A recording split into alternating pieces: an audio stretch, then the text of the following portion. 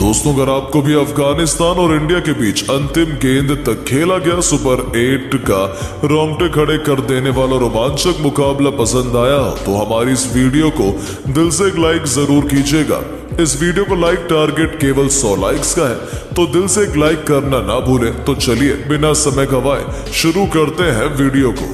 दोस्तों, T20 world cup के सबसे रोमांचक और सुपर 8 के अपने पहले मुकाबले के लिए टीम इंडिया के सामने खड़ी हुई थी जायंट किलर अफगानिस्तान, जहां बारबाडोस के केनिंगस्टन ओवल मैदान पर रोंगटे खड़े कर देने वाले इस ब्लॉकबस्टर मुकाबले की शुरुआत से पहले टॉस के लिए जब सिक्का उछाला गया तब टॉस के बॉस बने भारतीय कप्तान रोहित शर्मा और उन्होंने टॉस जीतकर पहले अफगानिस्तान को गेंदबाजी करने का न्योता दिया। हिंदुस्तान की तरफ से एक बार फिर टीम इंडिया की आन बान और शान रोहित शर्मा और विराट कोहली की सबसे खतरनाक जोड़ी भारतीय टीम को एक बेहद शानदार शुरुआत दिलाने की जिम्मेदारी लेकर मैदान में उतरी थी। लेकिन किसने सोचा था कि अफगानिस्तान की क्रिकेट टीम शुरुआत में ही टीम इंडिया को इस कदर मुश्किल में फंसाएगी कि पूरा हिंदुस्तान मातम में डूब जाएगा। जी हाँ दोस्तों, जहां एक तरफ सब मान रहे थे कि रोहित और कोहली मैदान में उतरते ही आतंक मचाकर रख देंगे, रोहित ने पहला ओवर लेकर आए फारूकी की 5वीं गेंद पर मैदान को चीरते हुए चौका जड़कर अपना खाता भी खोला था। लेकिन उनकी ये रणनीति ज्यादा लंबी नहीं चल पाई। पिच से गेंदबाजों को अच्छी खासी मदद मिल रही थी और इसका बखूबी फायदा उठाते हुए तीसरा ओवर लेकर आए फारूकी ने इस बार भारतीय कप्तान रोहित शर्मा को अपने जाल में फंसा लिया। जहां रोहित ने उनकी स्लोअर कटर बॉल पर बड़ा शॉट खेलना चाहा, लेकिन वो केवल फील्डर राशिद खान को अपना आसान सा कैच थमाकर पवेलियन की शोभा बढ़ाने लौट गए और अपने रूप में टीम इंडिया को सबसे बड़ा पहला झटका लगा, जहां भारतीय कप्तान रोहित शर्मा 13 गेंदों पर केवल 8 रन बना पाए। अभी से टीम इंडिया मुश्किल में नजर आने लगी थी, लेकिन शेर को कोई कब तक बांध सकता है। 5वां ही ओवर लेकर आए अपने कट्टर दुश्मन माने जाने वाले नवीन उल हक की 5वीं गेंद पर गेंदबाज और एम्पायर के सिर के ऊपर से कोहली ने ऐसा लाजवाब छक्का बटोरा जिसने निराश भारतीय फैंस में जोश और जुनून की एक नई लहर दौड़ा दी। तो पावर प्ले के अंतिम ओवर में तो ऋषभ पंत ने अपने बल्ले से गर्दा ही उड़ा दिया। गेंदबाजी करने आए अफगानिस्तान के सबसे सीनियर खिलाड़ी मोहम्मद नबी को आड़े हाथों लेते हुए एक नहीं दो नहीं लगातार 3 गेंदों पर 3 चौकों की हैट्रिक बटोर कर पंत ने 6 ओवर में पावर प्ले में टीम इंडिया को 47 रनों तक पहुंचा दिया। इन दोनों के बीच एक मजबूत पार्टनरशिप पनप रही थी। 7वें ओवर की 5वीं गेंद पर पंत ने एक और चौका लगाया और टीम इंडिया को 50 रनों के पार ले जाकर खड़ा कर दिया।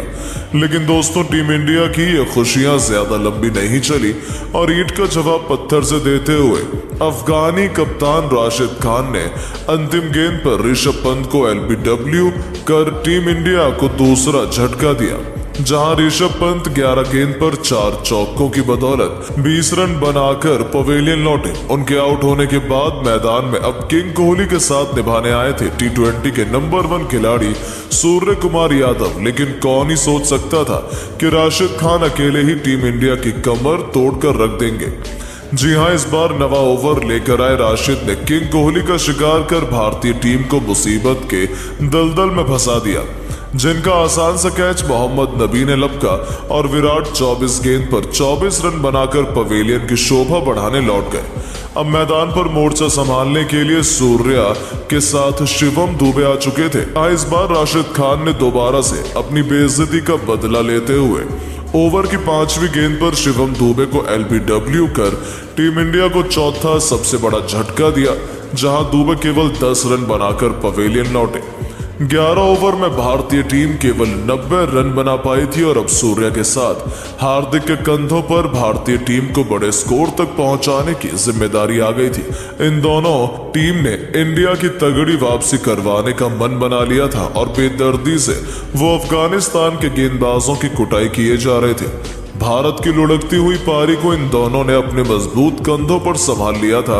इसी दरमियान पारी का 16वां ओवर लेकर आए नूर अहमद एक बार फिर अपनी गलती पर पछताते ही नजर आए। जहां हार्दिक पांड्या ने उनके परखच्चे उड़ाते हुए चौथी गेंद पर चौका लगाया तो पांचवी गेंद पर आसमान को चीरते हुए ऐसा खौफनाक छक्का जड़ा कि स्टेडियम का शीशा ही फोड़ डाला। उनके इस आसमानी छक्के ने तो अफगानी खेमे में हाहाकार मचा दिया था। वहीं टीम इंडिया रॉकेट की रफ्तार से आगे बढ़ना शुरू कर चुकी थी, क्योंकि ये दोनों बल्लेबाज सर पर कफन बांध कर आए थे। दोनों को रोक पाना अफगानिस्तान के बस की बात नहीं हो पा रही थी। अब तो केवल चौके छक्कों की आंधी ही हमें देखने को मिल रही थी। चाहे सामने कोई भी गेंदबाज आता, उसे सफलता मिलना तो दूर, उसका करियर खत्म करने पर ये दोनों तुले हुए थे। इसी दरमियान 17वां ओवर लेकर आए फारूकी की चौथी गेंद पर सूर्या ने स्टेडियम पर लाजवाब छक्का जड़कर टीम इंडिया को तेजी से आगे बढ़ाना शुरू किया। तो पांचवी गेंद पर मैदान को चीरते हुए चौका जड़कर सूर्या ने केवल 28 गेंद पर अपना खतरनाक शतक भी ठोक दिया और टीम इंडिया के लिए सबसे बड़े हीरो बन गए, जिस पर पूरे स्टेडियम ने खड़े होकर उनके सम्मान में तालियां भी बजाई। लेकिन दोस्तों, हर चीज का अंत आता है और ओवर की अंतिम गेंद पर सूर्य लालच कर बैठे।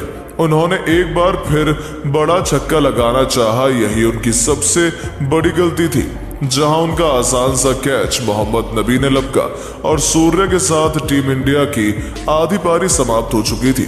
जहां सूर्य 28 गेंद पर 5 चौके और 3 खतरनाक छक्कों से सजी 53 रनों की बेमिसाल पारी खेलकर वापस लौट गए। 17 ओवर में टीम इंडिया ने 150 रन बना लिए। तो उनके आउट होने के बाद अब मैदान में आए थे रविंद्र जडेजा। दूसरी तरफ विकेट गिरने का असर हार्दिक पांड्या पर कहां देखने को मिल रहा था। 18वां ओवर लेकर आए नवीन उल हक की धज्जियां उड़ाते हुए हार्दिक ने चौथी गेंद पर 98 मीटर लंबा छक्का जड़कर बता दिया कि अभी टीम इंडिया हारी नहीं है। लेकिन दोस्तों, अफगानिस्तान ने तगड़ी वापसी करने का मन बना लिया था। पहले सूर्या तो फिर अब नवीन उल हक ने ओवर की अंतिम गेंद पर हार्दिक से अपनी बेइज्जती का बदला लेते हुए उन्हें बाउंड्री पर कैच आउट करवाया और इसी के साथ टीम इंडिया के लगभग पूरे बैटिंग क्रम को समेट दिया था। जहां हार्दिक 24 गेंद पर 3 चौकों और 2 छक्कों से सजी 32 रनों की खतरनाक पारी खेलकर वापस लौटे। 18 ओवर में 159 रन बनाकर टीम इंडिया ने अपने 6 बल्लेबाजों को गंवा दिया था। उनके आउट होने के बाद रविंद्र जडेजा के साथ अक्षर पटेल अब टीम इंडिया की अंतिम उम्मीद थे, लेकिन फारूकी की आंधी में वो भी ज्यादा कुछ नहीं कर पाए। चौथी गेंद पर जडेजा भी केवल 7 रन बनाकर पवेलियन की शोभा बढ़ाने लौट गए और इसी के साथ भारत का 7वां खिलाड़ी भी ढेर हो चुका था। लेकिन अक्षर पटेल हार मानने के लिए तैयार नहीं थे। पारी के अंतिम ओवर में नवीन उल हक को आड़े हाथों लेते हुए अक्षर ने तीसरी और 5वीं गेंद पर चौका बटोरा।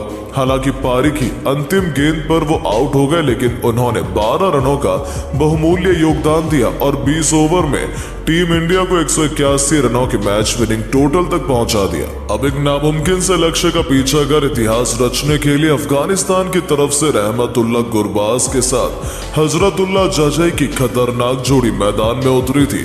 पहले ओवर में ही गुरबाज ने एक चौका और एक छक्का जड़कर कुल 13 रन बटोरे। ऐसा लगा कि कहीं अफगानिस्तान इस लक्ष्य को हासिल न कर जाए, लेकिन दूसरा ही ओवर लेकर आए रोहित के सबसे बड़े हथियार बुमराह ने गुरबाज को पंत के हाथों कैच आउट करवाया। अफगानिस्तान को सबसे बड़ा झटका दे दिया, जहां गुरबाज केवल 11 रन बनाकर वापस लौट गए। उनके आउट होने के बाद अब मैदान में आए थे इब्राहिम जादरान, लेकिन इन दोनों बल्लेबाजों के लिए रन बनाना कहां आसान था। भारतीय गेंदबाज उन्हें एक एक रन के लिए तरसा रहे थे और बढ़ते दबाव के बीच अक्षर पटेल ने चौथे ओवर की तीसरी ही गेंद पर इब्राहिम जादरान को कप्तान रोहित के हाथों कैच आउट करवा अफगानिस्तान के 2 बल्लेबाज ढेर कर दिए। जहां जादरान केवल 8 रन बना पाए तो गरीबी में आटा गीला जसप्रीत बुमराह ने 5वें ओवर की पहली गेंद पर हजरतुल्लाह जाजई को भी वापस भेजकर अफगानिस्तान की कमर ही तोड़कर रख दी थी। जहां जजई केवल 2 रन बना पाए और 23 रन पर ही अफगानिस्तान ने अपने टॉप 3 बल्लेबाज गंवा दिए। अब मैदान पर गुलबदीन नाइब के साथ अजमतुल्लाह उमरजाई की जोड़ी मौजूद थी, जिनके कंधों पर अपनी टीम को संभालने की बड़ी जिम्मेदारी थी। पावर प्ले के अंतिम गेंद पर गुलबदीन ने एक छक्का लगाया और 6 ओवर में अपनी टीम को 35 रनों तक पहुंचा दिया। अब अंतिम 14 ओवर में अफगानिस्तान को जीत के लिए 147 रन चाहिए थे। उनके पास एक से बढ़कर एक धुरंधर बल्लेबाज थे, लेकिन जिस हिसाब से मैच चल रहा था, ये कहना गलत नहीं था कि टीम इंडिया आसानी से ये मुकाबला जीतने वाली है। लेकिन दोस्तों, अब आपको क्या लगता है कि टीम इंडिया इस बार T20 वर्ल्ड कप की ट्रॉफी जीतेगी या नहीं? अपनी कीमती राय नीचे कमेंट करके जरूर बताएं और ऐसे शानदार खबरों के लिए हमारे इस वीडियो को लाइक और चैनल को सब्सक्राइब करना ना भूलें। धन्यवाद।